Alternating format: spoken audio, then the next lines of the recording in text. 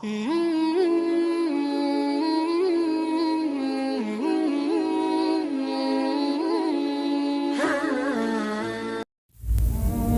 আমার রব, তুমি তো সম্মানিত, ক্ষমাশীল, তুমি তো ক্ষমা করতে ভালোবাসো।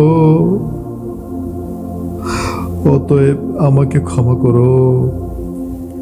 আল্লাহুম্মা ইন্নাকা আফুউন তুহিব্বুল আফওয়া ফাফু আন্নি।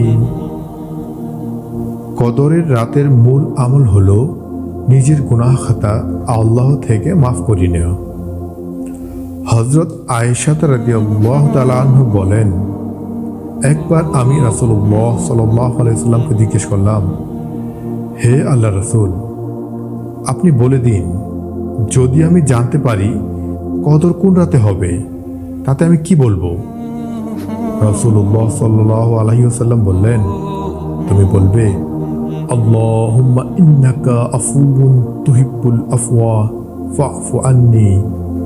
অর্থাৎ, হে আল্লাহ, তুমি তো ক্ষমাশীল, ক্ষমা করতে ভালোবাসো, অতএব আমাকে ক্ষমা করো।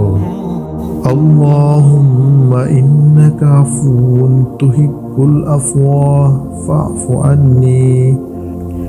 হে আমার রব, তুমি তো সম্মানিত, ক্ষমাশীল, তুমি তো ক্ষমা করতে ভালোবাসো, অতএব আমাকে ক্ষমা করো। আমিন।